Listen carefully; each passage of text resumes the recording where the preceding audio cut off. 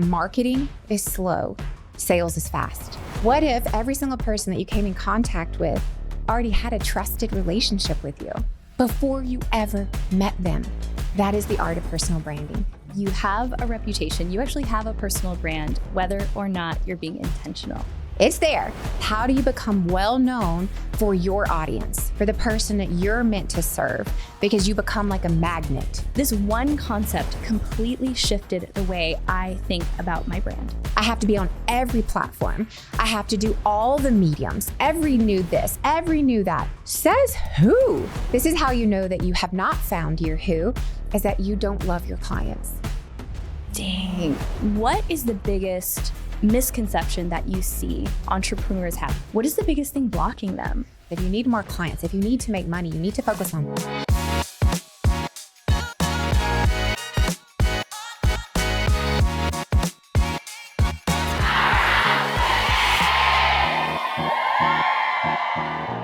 Today, we are talking about how to become wealthy and well-known by building your personal brand.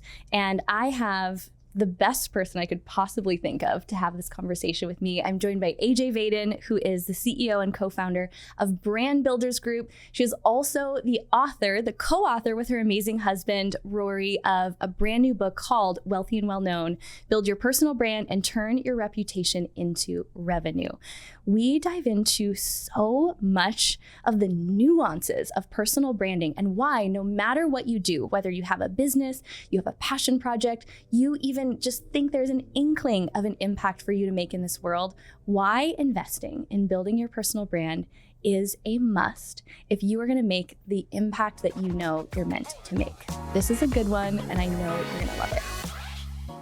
AJ Vaden, I am so excited to have you here. Welcome to Powerhouse Women. Oh my gosh. Well, this is almost 4 extra months in the making. In the making. So I'm so glad that we're here. Goodness. And in person. I was going to say the last time I saw you in person was for 2.5 seconds at the 2024 Powerhouse Women event. I was just so honored that you came. You brought some members of your team. We had the best time, and that I saw you for 2 seconds. 2 seconds in lingerie. In pajamas. Exactly. I would say some people were definitely in lingerie. Yes. That is some in allowed. pajamas. Yeah. That would have been me with fuzzy slippers and long pants. Exactly. In the middle of the Arizona desert. But, I have followed your work, yours and Rory's, for years. And there's really no one who understands personal branding to the depths that you both do. You've been behind some of the biggest personal brands that we know in the space that we both play in. And we're going to dive into a conversation about your brand new book today, because this is the book that I think the world has been waiting for. I don't just say that it's so kind. To just be nice because I'm sitting here with you. But when I say that, I've never heard someone explain how to effectively grow a personal brand and really break through, really become known. You and Rory have really cracked the code. And I love that there's so much research behind it. So I want to actually start there, because when people hear personal branding, being a personal branding expert, that can come across as okay, well, we're all probably saying the same things, but you guys have actually researched this for years, and you come to the table with this really well-grounded information that is proven. So how did this all start for you guys? Yes, well, on the data side, we're really nerds.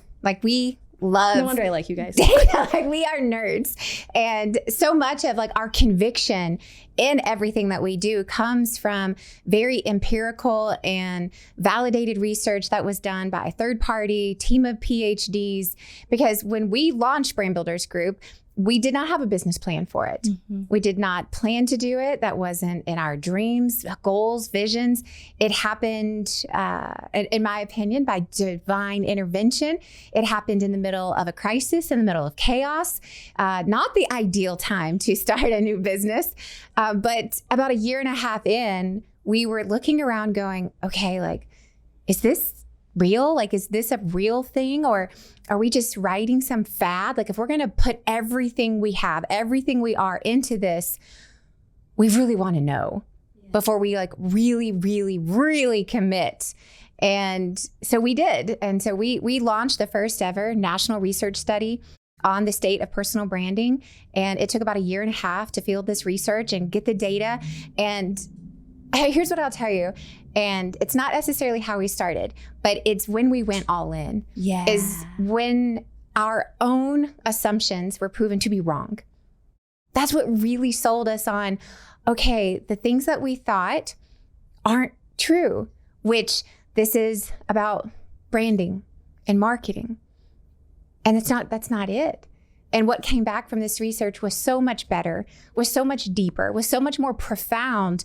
It's one of those things where I'm like, no, this is everlasting. Mm-hmm. This is evergreen. Mm-hmm. This is not a trend or a fad. This is a timeless truth that will be present no matter what market we're in, what economy we're in, what business you're in. It does not matter. And that is also why this book is so important to us and our company and our team, because we know that it's timeless. These are timeless truths. And the fact and the research proved that at the end of the day, personal branding is a trust accelerator. And it's a way to help people get to know you before they meet you. It's enabling people to learn from you, to decide in advance if you're trustworthy. It's, does your values align with my values? Do our beliefs, are they shared? Are they in common? And are you someone that I want to align my business, my finances, my time, my resources into? So think about it like that. It's, what if every single person that you came in contact with actually already had a trusted relationship with you before you ever met them? How would that change your relationships, your business, the way that you market, the way that you talk, the way that you conversate? And that's why this was one of those things that we said, okay, this isn't something we fell upon. This is something that was revealed to us in a really interesting time in our lives, going through a lot of transition and a lot of change. But at the same time, one of those things that wouldn't and couldn't have happened any other way than the way that it did. Yeah. Okay, so what was the preconceived notion you had before that was proved wrong? That this was really more associated with being popular, being an influencer, quote unquote. I say no negative connotation with that, but social media and quote unquote what the world would say is known. Yes. The concept of being a household name or being famous or Insta famous, all the things that was like, okay, is this really just for people who want to build an online business? Mm-hmm. Is this really just for people who want to speak and write and publish books? And the answer was nope, nope, nope, and nope some more. Yep. That's so fascinating because you're right. I think being in the industry, I understand the value of it, but it's so easy to see how that could be the perception. And it's a question that comes up a lot within the community, specifically if someone's at the early stages of starting their business. It's the either or question. Mm-hmm. Do I build my business brand or my personal brand? What do you say to that? I would say they're synonymous. Yeah. And I think what people don't realize is that your personal brand is not what you do. It's not a business model. It's not a set of thought leadership. It's not a piece of content that you blog about or speak about or write about. It's not a set of ideas. It's not even a set of ideals. A personal brand is the culmination of all of your life experiences, the good, the bad, the ugly, the neutral, the valleys, the mountains, the successes, the victories, and all the really hard parts that made you who you are. And I think what people don't understand is that the term personal brand is new, but the concept is ageless. And that's because a personal brand and a reputation are ultimately the same thing. Yes. The only difference is that a personal brand, in our opinion and how we define it, it's the formalization, the strategy behind it, the intentionality behind it, the digitization, the ability to help people find you, know you, get to know you, learn from you outside of your, peripheral. And then the monetization, which is the business brand. That's the business model. But all of those things, it's the formalization, digitization, and monetization of your reputation. Most of us spend more time planning our annual vacation than we do our legacy, our reputation, or what we would say your personal brand. We spend more time thinking about what we're going to eat for dinner than what we want to be known for. Yeah. And I think that's a really big oversight that we look up one day and we have a reputation that doesn't really align with who we are or who we want to be or what we want people to say about us or how we want people to introduce us or what we want people to think of when they think of us. And if you're in that boat where you're going, man, what do people think of when they think of me? And is that what you want? And what I find is that most people, when they don't know or it doesn't align, and it's only for one reason, they haven't tried to make it align. Right. They don't have a plan. They're not being intentional about it. That is the art of personal branding. Yeah. It's putting intention behind your reputation. And to realize that you have a reputation, you actually have a personal brand, whether or not you're being intentional. It's there. That was such a smack in the face. I remember hearing you speak at an event years ago, and I was like, oh, damn. And here I thought I was just hiding behind my business brand. No. There is a reputation. It's the answer to that question. What do people think of when they think of you? Yeah, Right? and just like everyday terms, if you just sit here and think, ask yourself this question, if you're listening. Who would I call if I wanted to find the hottest new restaurant in town? You probably know someone. Who would I call if I was looking for a new hairstylist? Who would I call if I had a crisis? Who would I call if I wanted to celebrate a really personal big victory that I couldn't share with everyone? You probably have someone. Who would I call if I wanted to go see a movie, right? The list goes on and on and on. That person has a brand with you, intentionally or not. Like there is already something naturally happening in all of our ecosystems that we're putting off based on what we talk about, where we spend our time, where we spend our money. It's just, again, is it the one you want or is it by default? Right. And a lot of your work centers around entrepreneurs, thought leaders, people who are launching books, people who are in our world. What is the biggest misconception that you see entrepreneurs have if they're not being intentional with this? What is the biggest thing blocking them? They make it all about their business. Dang. Okay, say more about that. That's so good. I love, and I have to say this, I love Simon Sinek. Yeah. I love his thought leadership. I love his books. I love his speaking. He's one of my favorite people to follow online. And I 100% agree. When it comes to business brands, the whole concept of start with why is 100% true. It is not true when it comes to personal brands. Business brands start with why. Personal brands start with who. And we get it wrong all day long. And we talk about the who that you're meant to serve as being the foundation of a successful personal brand. And in theory, the success of a business brand as well. But people go through these avatar, and I'm using bunny quotes with that if you're not watching and you're listening, because they use it as I checked the box. Yes. I did that exercise. I did the demographics. I even did some psychographics. I know the age range and the income, and I know where they are online, and I know what they spend money on, and I know what they click on. That's not it. That is not it. There has to be a deep emotional connection to the person that you feel called to serve, right? Whatever it is you're selling, whatever it is you're doing, whatever it is you aspire to do, it has to be for a purpose. But more importantly, it has to be for a person.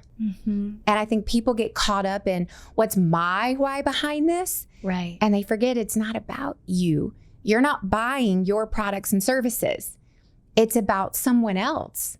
And what do they want? What do they need? What questions do they have? What would they want to buy from you? What would solve their problems? What are their dreams and aspirations?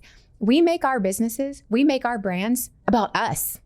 And that's why often personal branding can get caught up in the ego and the vanity and the popularity. So true. But that's only happens when we're doing it wrong. Yes. If we're doing it that way, we're just doing it wrong. This is about a person that you feel called to serve. And I think that's where we get it wrong. Yeah. We make it about our why and not about the person we're meant to serve. And you can feel the difference in energy between the two. There's this line that is synonymous with Brand Builders Group. It's even hanging in we're filming this in your beautiful podcast studio today, and it's hanging in the building, that we're most equipped to serve the person we once were. I'm paraphrasing that, of course, in my own words. It's pretty close. And that was when I first heard that, that was such permission for me because I didn't think it could be that simple.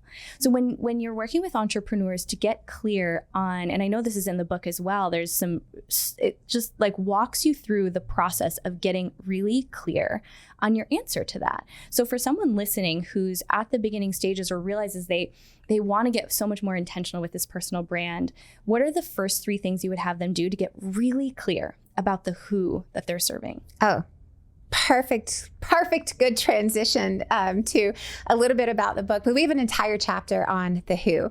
And it's interesting you say this because this morning I was on a phone call with one of our clients who's also a very, very close personal friend. And he's really struggling with figuring out this who, this avatar. And it's in a transition of a former version of him to a newly defined version of him.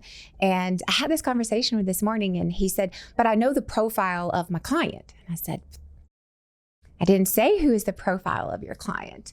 I said, do this. And this is what I would encourage anyone else to do, is to literally take a personal inventory of every major event in your life that you have gone through that has helped make you who you are. The good and the bad, the parts you share and the parts that you hide. The parts that you don't like to admit in public because they're not shiny and pretty. Yeah. The parts that are not embarrassing, but the parts that make you feel less than who you want to be. Those are the events. Those are the experiences that I would have you take a personal inventory of. And I would have you write them down, and that you don't have to share it with anyone, but write them down and then look for the common thread.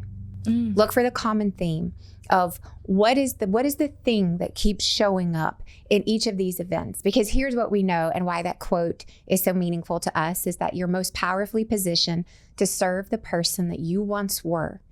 And the reason that you're most powerfully positioned to serve that person is because you know them the best. Yeah. You were them.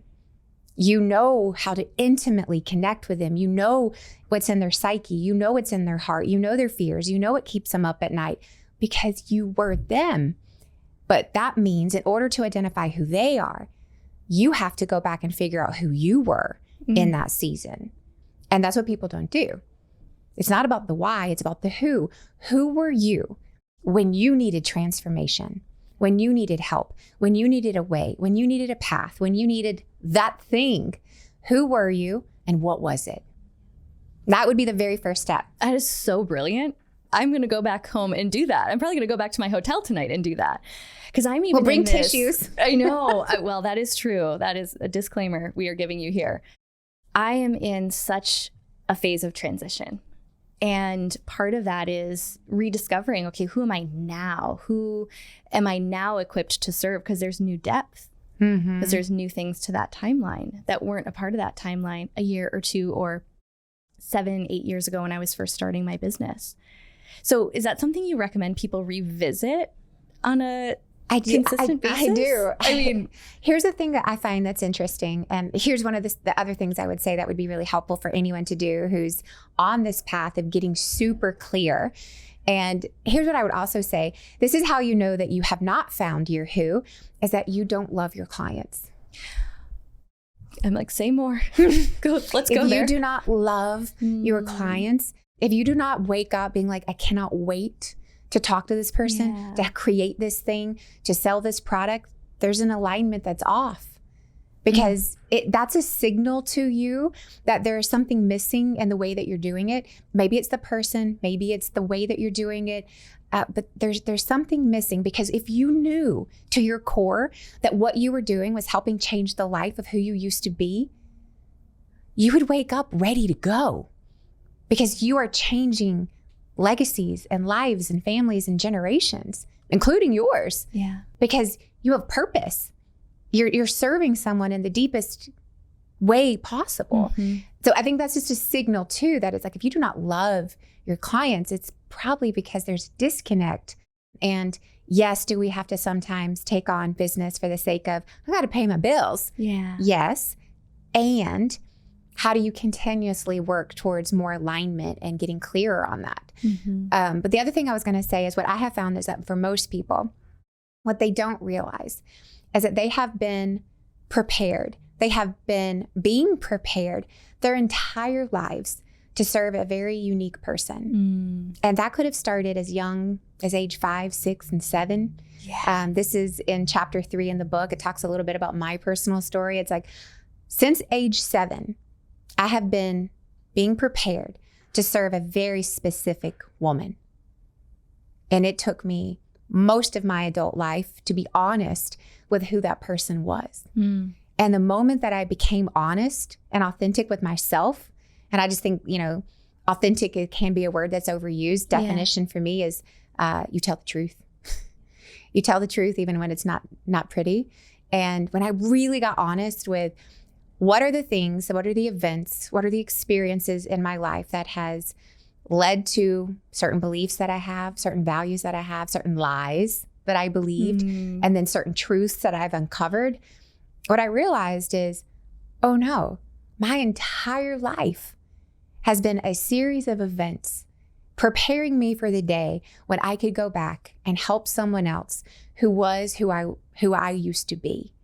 And that is not something that happens in a month or a year. It happens over a lifetime. So as you're doing these exercises, don't be like, oh, I'm just going to go back through my professional career. It's like, no. Go back all the way, all defining life events, all moments, all experiences, all the way back to childhood. Because I promise you, it started way younger than what you would likely believe. So it is in the book in chapter 3, but who is that person for you? The person I serve is the woman who feels invisible, who feels unseen, undeserving, undervalued, overlooked, unworthy, because she compares herself to everyone around her. And she tries to earn her worth by working extra hours through titles, ego, ambition, money in the banking account, letters behind her name, that she's trying to earn her worth by doing, and doesn't realize that that is never going to give you the fulfillment that you desire. And she's looking for worldly fulfillment that will never come. That is the woman that I am called to serve. So powerful. And knowing you, the little bit that I do, and being someone who's been in your world and been impacted by your work, that is who you are. And I think that, thank you for giving that example, because I think it brings this branding conversation to the level that you are talking about it in the book. It's not this marketing statement that just kind of glosses over it. Like, that had depth to it.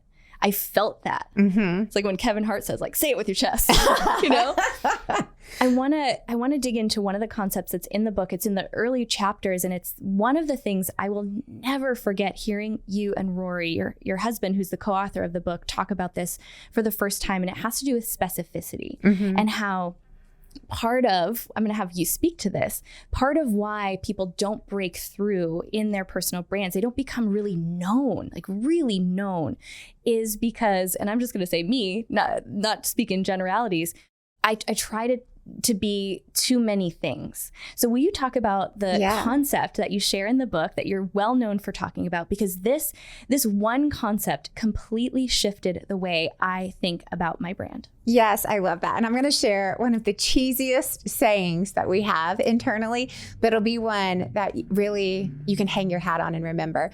The more specific, the more terrific. That is so good. That is so deliciously cheesy. I love it. But if you think through, and I'm going to talk about all of this and through the lens of the specificity, but the more specific, the more terrific. And there is a reason that old saying, the riches are in the niches, is a saying. Yeah. And for some reason, with the emergence of technology and access, it's like, no, everyone is my audience. I have to be on every platform. I have to do all the mediums. I have to do all the things. I have to do every new funnel, every new this, every new that. And it's like, says who? Who is this they who is telling us to do all this nonsense? And why are we doing it? It's exhausting. And it doesn't even work most of the time. And so what we talk about in the book and everywhere else we go, to be honest, this is one of our core values, is this whole concept of she hands wall. And the core value that we have is diluted, focus gets diluted results. And that's with whatever you're doing in life, right? There's just so much brain power, so much bandwidth that we can put in one arena. But what we have found is that if you just literally think to yourself, look straight ahead and just go, there's a wall right in front of me. There is a left-hand side of that wall. There is a right-hand side of the wall. And the wall is what is preventing you from going from where you're at to where you want to be. And for most people, it's moving out of obscurity and into the category of I'm known by the people I want to be known by. That being known, being well known, don't be misled with the title well known. That is being well known by your avatar. Yes. Not by everyone in the world. Yes. It is how do you become well known for your audience, for the person that you're meant to serve, because you become like a magnet. Right? Everywhere you go, you're just a magnet to those people because you know who they are and they know who you are. There is a plan to that, right? There is a very specific formula in how to do that. But the Sheehan's wall, what we have found is that people who live on the side of obscurity have one thing in common. They have too many ideas, too many revenue streams, too many business models, too many channels, too many platforms. They have too many business ideas that haven't even started yet. They haven't even finished the last 5 ideas and they're off to the new 5 ideas. They have too many content formats. They have too many topics they talk about. Like I know exactly who this person is when I look at their media press kit and they have 8 keynotes. How can you have 8 keynotes, right? I don't know, like that's a lot of work. It's too many of whatever it is. It's too much. And you're doing all of it mediocrely well. None of it fantastically well, because it's impossible to do so, right? Now, people often come back and they say, yeah, but what about people like Dwayne "The Rock" Johnson? What about Oprah? What about Ellen DeGeneres? What about? And I'm going, okay, well, first of all, you are not them. Right. First of all, Very you different. do not have those resources. They're like, what about Gary Vee? And what about, and I'm like, okay, let's just go back for a minute. And where did they start? Yeah. Every one of those people started by becoming known for one thing. Dwayne "The Rock" Johnson was a wrestler, WWE. It wasn't until he was already well known that he branched into these different things. We could go through Ellen DeGeneres. We could go through Jeff Bezos. We could go through all of the things, right? Amazon didn't start by selling everything under the sun. They became known by selling books. Remember the day? Online book retailer. It was literally just books. It was just books. And that's because to do anything well takes exceptional focus. Yeah. It's a discipline. It's a disciplined choice to go, I'm going to do this so fantastically well, I cannot be ignored. And people just aren't that disciplined. They get distracted by shiny objects and by a lot of marketing that tells them there's an easier, faster way. And what we have found is that is what distracts most entrepreneurs. Yes. Easier and faster. And we're all so good at selling easier and faster. I know. Gosh, it's so true. And every time I hear you talk about it, every time I listen to your podcast, every time I'm reminded, it brings me back to the simplicity that what we are going to have the biggest impact doing and focusing on is often the thing that is so second nature. Like you said, it's like when I think about the person I once was, it's easy for me to overlook the value of like the simplicity of really what people want to get from being a part of my world when I think about like my personal brand. You know what's so funny about what you say is what I found is some people just can't believe it is that easy. Yes. They have to make it complicated. They're like, if it's not complicated, it won't work. And it's like, well, if it is complicated, it also won't work. Yes. Right? And I think people literally look at it and they go, it can't be that easy. Yeah. But it is. Yeah. And that's the interesting thing is like we're being sold, here's how to do it easier and faster. And the truth is, if you just did what you already know, what's easier than that? What's faster than that? And instead, we're trying to hire a bunch of people to do a bunch of stuff that we don't know how to do. What if we actually spent our time, money, and resources just doing what we actually know how to do? Imagine. What a thought. And we find that so often is it's the message at Brand Builders Group, like the problem we solve as a company is obscurity. The cause of that is distraction. We believe that people are unknown because they are distracted. And the message we have to solve that problem is very simple. Teach what you know to who you once were. And if you just did that, you'd have enough business and you wouldn't have to learn new things and you wouldn't have to try new things. You already know. It's innately a part of you. You just have to be you and share what you know and how you got through it.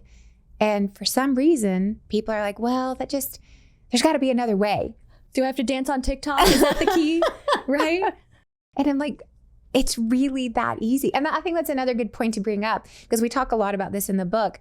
We don't believe social media is for everyone. Yeah, I agree. We really don't. Yeah. And the only way you know that social media is good for your business, for your personal brand, is if that's where your avatar is. If your person does not live on a social media platform, then why are you living on a social media platform? And when people go, I'm doing all this work, spending all this money, and it's not working, the first question we ask is, well, who are you trying to reach? And where are they? And it's amazing that we spend so much time, energy, and money trying to find strangers on the internet to buy our products and services when there's people literally all around us who know us, trust us, and like us, and we skip right past them. Yeah. We'd rather try to convert a cold customer, a cold prospect, than we would ask for a referral. There's got to be a reason why. Yeah. And it's back to that distraction piece of hearing that, gosh, that's what I need to do. And one of the things I love that you touch on is, this is something I will die on this hill, is audience size. Because when we talk about well-known, I think when people hear the words well-known, you think size. And I love that my story is one that proves that absolutely to be false. I've always had I started with a small audience. I still have a small audience, relatively speaking. And we have converted like far beyond what marketing bros say that I should be able to convert. And I love that that's my story because it disproves that common fear that I have to have this huge audience in order to have the income, the revenue that I want. And that's something I know that is a big part of your messaging too, because it's more about like the effectiveness. So will you speak to that? Can we just like lay this to rest? Do you have to have a large audience in order to have a successful, profitable business? You do not have to have millions of followers to make millions of dollars. And you do not have to make millions of dollars to make a massive and eternal impact. And I think those are two really important concepts. I think total today on Instagram, I have 10.6 thousand. The end. Full stop. I have a multi-8-figure business. We have a huge membership. And I don't say that braggadocious. I say that factually because we do not have big audiences. We don't have millions of followers and millions of subscribers and downloads. And there's nothing wrong if you do. That's great. Keep doing it. But the whole idea that we have to make an impact or we have to make an income is just not true. Yeah. It's absolutely, in my opinion, about the amount of value that you provide. And I know plenty of people who are very big in follower count and have no dollars in their banking account. That part. So that means nothing. Somehow people have started to equate number of followers with number of dollars. And I believe it's in chapter 8 of the book when we talk about monetization strategy. I give a profile of the world's 10 richest individuals and how many of them are even on social media. Yeah. And if they are, how many of them actually have significant followers. And of the top 10 richest individuals in the world, three have profiles. That's it. Like at all. A presence at all. At all. That's telling you something right there. And I think a lot of it is back to focus. Yeah. And it's like, they know their customers, they know their contacts, they know where to go. And that's not it. Yeah. That's not it. Yeah. And so I think it's really important to realize that marketing is slow. Sales is fast. And if you need more business, if you need more clients, if you need to make money, you need to focus on sales, not marketing. There's a difference. Marketing happens slowly over time because you're providing value consistently for a long time. Yeah. I know no one who organically became a very big online personality without decades of work and consistency and unbelievably good content. Yeah. I know no one. Yep. But if you really want quick clients, that's sales. That is pick up the phone and ask for a referral. Provide value to someone. That is know your audience and go meet them. Yes, there are still networking meetings, y'all. They still exist. They still happen. In 2025, I know, shocking. It's go to an event, right? You host events. Actually go as a representative of your personal brand, of your business going, I'm not here to sell my services to these people, but I am here to go, how can I create strategic relationships and shared audiences to help someone else? I think the best way to get a referral is to give a referral. There is a natural law of reciprocity that just exists. And it's not because you're giving to get. That's not what I'm saying. Give to give, but give freely. And give all the time, give frequently. But what you'll find is naturally, after you've given so many referrals and so many connections, eventually the person's going to go, my gosh, how can I help you? Yeah. And then you just need to be ready. Yeah. You need to be ready with a clear statement of, let me tell you, this is what I do. This is who I do it for. I would love any sort of introductions if you know someone. Right? But give referrals. Find, make a list today of 10 people that you know that you could be like, I could introduce them to a photographer. I could introduce them to this. It doesn't even have to be a business connection. Right. Just have your list of people ready and become a networker, become a connector. Yes. And then you will naturally start getting connected. That is sales. That is fast. Marketing is slow. And it's such a big builder of your personal brand. You start to become known as that person who's well connected. 100%. I mean, the value upon value. I remember joining my very first little BNI group when I was new entrepreneur. And I knew going in, the thing that I did not have was a large network yet.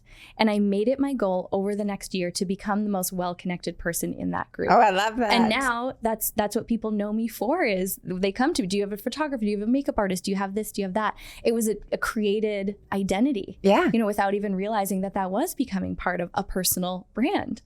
I hadn't thought about that in years. I want to know, because I have been a consumer of your content for years. I want to know what's in the book that we have not heard you and Rory talk about. Is there new content? Are there new tools? What can we expect that you're excited for people to learn? Yes. As much as this book is about personal branding and reputation, and it is a playbook, it's a blueprint. It's very tactical, as I mentioned earlier. We're pretty nerdy. So it is very data driven. It's very systems and processes and a blueprint and a guide. But it's mixed with a lot of stories that we've told for the first time. It's mixed with a little, I would say, memoir vibes of how did we get to believe what we believe? Because it didn't happen overnight. It was the culmination of a lot of life events and a lot of life experiences. And after we read the book, because anyone who's written a book knows that you'll have to read your own book about 12 times before you're done. And one of the things that Rory and I said to each other when we were done is we looked at each other and we said, wow, did we just write a book about identity? And I think as much as it is about the more tactical components, it's equally about a personal, intimate conversation with yourself about who you were created to be, why you're here, and what you're going to do with this one and only life that you've been given. And what is it that you were meant to do that only you can do? No one else in the world can do it. They're not you. They don't have your life events or your experiences, but you were divinely created to be here at this exact time, in this moment, doing what only you can do for a person that only you can reach. And tapping into the spirit of that and the heart of that and helping people know, if you feel drawn to this message, if you feel drawn to this book, there's a reason. And it's because it's a calling. There is a calling that is happening in your life, and Do we hear it? Do we see it? Are we pushing it away? Are we ignoring it? Are we too busy? Are we too distracted to see that there is something bigger for me? And bigger doesn't mean audience and money. Yeah. It means, no, I have a purpose. My pain was a part of my story for a reason. Nothing is for naught. It's all being used for the good of what I can do, what I can use it for. And I think as people step into some of these chapters and some of these stories, and we give real life pretty painful experiences in some regard. And, I think the opening line of the book is May 4th, 2018. Your services are no longer needed here. And that was the day I got really fired, really unexpectedly. It was a really shameful moment. And it took me a lot of years to even admit that I was fired. I was fired, walked into a routine budget meeting and left unemployed. It was really humbling and embarrassing and freeing all at the same time. And I opened the first chapter of the book with the story of how did that happen? Why did that happen? And what led to that day? Mm-hmm. And I think those are the things that are a little bit unexpected of like, this isn't just some tactical book about personal branding. Like there's some realness here of this didn't start with some great business plan. It's like, no, this business started because I got fired. And with no plan and no social media and no podcast and no email list, we didn't have those things. They were gone. We lost them in our former business separation. They were gone, including our income.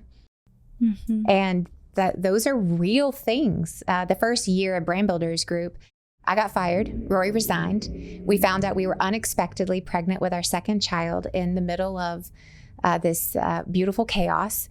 Then we got sued. And we spent 15 years of our life savings paying legal bills so that we could stay afloat. Then 2 days before Christmas that year, our home got broken into in a random home burglary where they targeted all my fine jewelry that I inherited from my late mother's death. She died when I was 15, took every piece but one that was in a safe. And then we had to sell our car to make payroll, all in the first year. It was not a pretty start. It was, I would say it was a lot of valleys and a lot of the best, most unexpected moments of our life happened. And I think one of the things that we talk about a lot is like, you can be in the middle of chaos and crisis and in the middle of God's biggest blessings at the same time. They happen simultaneously. They happen synchronistically. And we lived that, still live it a lot. But that first year was a unbelievably large roller coaster of, are we going to make it? And, oh my gosh, I can't believe this is happening, to, oh my gosh, are we going to make it? Oh my gosh, I can't believe that just happened. Oh my gosh, are we going to pay our bills? It was a bipolar year, up, down, up, down, up, down. And reflecting back, it's like, that is life. Yeah. As is life.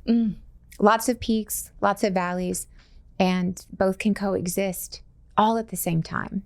And people think one hard event is going to break it. No, it's not. The only thing that breaks is if you stop going. That's the only thing that breaks it, is that you give up, that you quit, that you run out of runway. Don't run out of runway. Yeah. What would that version of you say if she could see you now? Oh, that's a great question. I would say, and actually, it's so funny you say that. I read this in Proverbs 6 today. I was doing a Bible study in my reflection time this morning, and I highlighted this and actually started and wrote it down. And I think this is pretty significant of the journey all the way. I think it's two things. I think the first thing would just a reminder of be still and know that He is God, that this is not your plan, this is His plan, and simmer down, right? Stop striving. Stop trying to do it all by yourself. Just be still and know that He is God. And the second is keep your eyes straight ahead. Don't be distracted. And I have to take my own advice. I have to drink my own Kool-Aid all the time, often, daily. But it's keep your eyes straight ahead. Don't be distracted. Stay on the path, stay on the path, stay on the path. And when I do, things go well. But when I stop and go, ooh, what are they doing? I wonder if we should do that. Instant distraction. Yeah. It creates instant chaos for our team too, because they're like, wait, we're doing what now? Again? A change? More? A pajama party. Wait, you went to Arizona and but it's so true. It's so real. And back to what you were saying about you are positioned to help those of us who get distracted focus, to break through, to break obscurity. And so, of course, we're going to be hit with the same thing that we need to always remember, how easily we can be thrown off path. And that's so real for you to share that like distraction is one of the things that shows up for you. Daily, literally daily. And it's like the reason I wrote it down this morning is because there's been a lot of opportunity here lately that has been a decided distraction. Could we do it? Yes. Should we do it? No. And I think that's again, just one things we say to ourselves, just because you can doesn't mean you should. And it's a personal reminder of back to who am I meant to serve? How am I meant to serve them? Stay the course. Keep your eyes straight ahead. Stay on the path. Do not get distracted. Stay the course. Yeah. So the book, which I am so lucky to have gotten an advanced copy of, is called Wealthy and Well Known. Build your personal brand and turn your reputation into revenue. It is available now wherever books are sold. And I'm going to have you share if there's a specific place where I'm sure you guys have bonuses and all the fun things. I know you're doing a fun event in September that people can tune into virtually. So first of all, tell us, where is the place where it'll support you the most if people buy the book? Is there a specific channel? Yes. And actually, this is going to sound crazy, but we care more about helping this message get out than we do about book sales. So we have made the book, audiobook, available for free. Wow. So you can get the audiobook today. You can go and download the audiobook today for free. Once you download it, it'll give you an option to also purchase a physical copy, which we would so appreciate. That would help also, book we would sales. love that. Yes. That would be so great. And this is our calling. This is what we know we were called to do, was to write this book and make it available. And if you want to buy it after that, that would be great. But if you go to freebrandAudiobook.com/Powerhouse, you can get the free audiobook today. Amazing. freebrandAudiobook.com/Powerhouse. That is so generous and not a surprise, knowing but really who both you and Rory are, the personal brand of how I experience the both of you, the time we've gotten to know one another. That's not surprising at all. And I'm so excited for people to get this information into their hands. Me too. It's happening. So here's what I would love. I want you to, just for a moment, if you close your eyes, you drop into the woman who you know you're meant to serve, that woman who you described so beautifully. I could feel your emotion. What is your message to her? What is your message to her? And what do you hope she gets from listening to or reading the book? And who will she be 1 year from now if she really takes what you share and implements it? What I hope everyone leaves reading this book is knowing is that wealth is not an abundance of money, and it's not even an abundance of time. Wealth, as we define it, is an abundance of peace. And I would hope a year from now that they have peace in who they are and who they serve and what they do, that there's alignment and fulfillment because they're doing the thing that God created them to do. And that well known isn't about being famous, and it's not about having millions or even thousands of followers. It's about understanding that in this moment, right now, you are already extraordinarily and intimately well known by your Creator. That you are loved and worthy and seen exactly as you are, where you are, doing exactly what you're doing, and that it's not for naught. All of the hard, all of the pain is for a good purpose that maybe yet hasn't been identified, hasn't yet been discovered. But if you give this a try, if you give this a chance, that a year from now, you will know that you were created for a purpose and a person, and that you're meant to help change lives and change your own. I believe that so much. I got this tattoo on my wrist that says I am. And it's a reminder that I am worthy. I am forgiven. I am chosen. I am His, that I am loved without having to do anything. Mm-hmm. I don't have to be anything. I don't have to have titles. I don't have to do anything, that I am well known right where I am. Mm-hmm. And that's when it starts from that place. I think the overflow of the offering that we then bring to the world comes with such a genuine energy to it. Yeah. I'm so grateful for you. Thank you for doing the work. Awesome. Thank you for giving me the opportunity to share the book. This has been a lifetime in the making and 7 years in the writing process. Wow. And so it is time. It is here. It's time to release it. I want everyone to go out and grab a copy of Wealthy and Well Known. We'll link everything in the show notes, of course. And I want to end with this because I can only imagine how you and Rory are feeling on the verge of getting this book out there. You've helped so many others launch their books.